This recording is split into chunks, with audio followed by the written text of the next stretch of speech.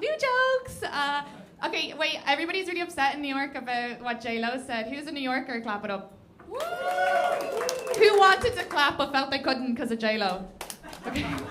I feel like I have the identity crisis all the time, but not because of being a New Yorker, but because I'm from Ireland and I've lived in America for 11 years. It is, okay, woo, we like Ireland. I don't know, I just feel like every time I go home, I'm told I'm not Irish anymore, so it's a little, but then in a way, I'm not a New Yorker, but like I've learned things from living here. Like I get really defensive, I'm like, no, I'm Irish, but then I think about it and like, I kind of like the things I've picked up here in America. Like, you guys are really confident, I like that.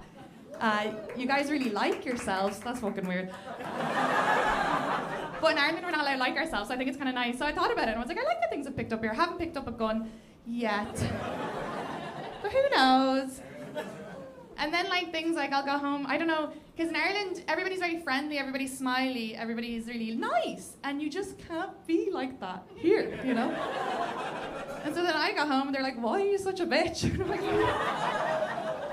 and I was walking down the street at home and I forgot, because you know here, people, we just like yell at each other and it's fine, it's not like a big deal. And this car kind of drove close to me and I started so embarrassed and I literally went, I'm walking here. And then he got out of the car and went to stab me. So I was like, okay, never mind, can't do that in Ireland. We might be polite, but we will kill you. It is, one of my favorite things about moving to New York is, okay, even when I think about, I'm having an identity crisis as well, just because I always run this like Irish cultural night in New York on St. Patrick's Day. I lived for 24 years in Ireland. Why can't I do that? And then this guy from school that I was friends with, he never left our town. He wrote on that post of that, he said, Katie's as Irish as a lasagna. And I was like, yeah, I'm Laird, bitch. I don't even know what the fuck that means, but it made me think like it's so annoying that people try to sort of take away your Irishness. And then I was like, well, do you know, so when I grew up in Ireland, we did not believe in mental health, okay? That was just something, we don't believe in therapy, we don't talk about our feelings.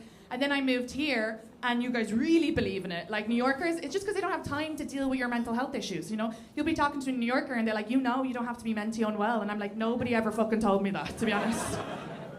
And so that was a big thing, was like going to therapy, learning about myself. But then I got home, and people just like, I even thought maybe I'm talking about an Ireland that doesn't exist anymore. Because I talk about Ireland, but I've been there for 11 years, so maybe Gen Z are different. And I was at home and I was talking to one of my younger cousins who's Gen Z, and I was like, oh, would you ever go to therapy? And he goes, you sound like you're in a fucking cult, Katie. It's like, okay. But it's so weird as well, because Ireland, like I don't know, it just annoys me that we don't, like nobody will do pills to get like, you know, like if you have bipolar or whatever, they don't even know if they're bipolar, they're just fucking setting the house on fire and then they're happy on Tuesday. But they would never get the pills, but then every fucking Friday night they're like, we have pills. I meant ecstasy. There's a lot of ketamine in Ireland for some reason. I was diagnosed with ADHD as a child, but then nobody did anything with it. They just told my mother, and then that was it. And she's like way crazier, so she was like, we can't fucking deal with your issues. I think New York, I don't know, if you were to diagnose New York, I would diagnose New York as autistic. Do you know, autistic people are amazing, okay? I know, because, you know, they have like a system, they're like, you walk on the left. Extreme eye contact. Very direct, no bullshit, fucking tell me what you're saying. And then all of Ireland, if I were to diagnose them, would be ADHD. Have you ever tried to have a conversation with an Irish person, you know? You're like, oh, I saw this dog, I fucking love dogs. Jesus.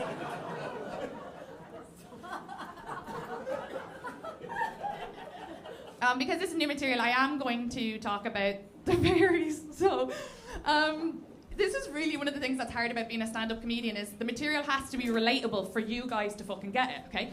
But if it's too relatable, it's fucking hack. So there's and I decided that I wanted to write a show that had a bit about Irish folklore. So are you guys okay hearing about it? Yes. Okay, thank you. Because I was thinking a lot about this mental health issues, and I was like, why does nobody at home, like, just deal with their mental health issues? But then I grew up learning about folklore, and people in Ireland, they fucking believe in fairies, okay?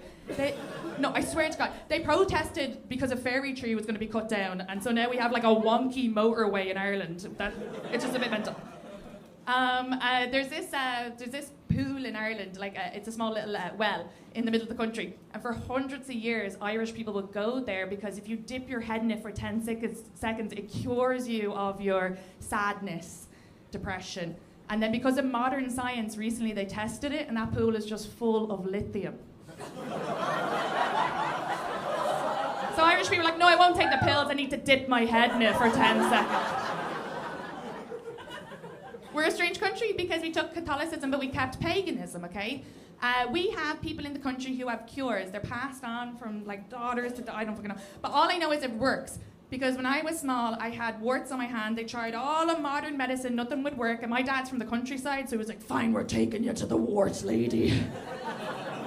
And she's this woman, and you go and you give her your full name, and then she says a little magical prayer. And I swear on my life, I woke up the next day and my warts were cured. I do get afraid saying that in America because I'm afraid the tourism is going to go up in Ireland and all these American men are going to be coming over to Ireland with their weird penises. Where's the wart lady? I do love the folklore because Irish people were raised on it, my generation anyway, and it was always that, if you didn't morph into an old person and died, because the stories always ended in that, life was fine. So they always taught you really good fables. I need to see, do I have time for this? Okay, yeah, 10 seconds. I'm going to really quickly do this. Okay, really quickly, everybody speed up. Okay, one of my favourite folklore stories is about this guy who fell in love with a fairy woman. We have a parallel universe, and that's where the fairy people live. Okay? And so he went to live with her in the parallel universe, relatable, and time moves faster there. And he said, I want to go back to Ireland. She said, well, the time moves faster. Whatever you do, you can go out on the magical horse, but you can't get on the ground.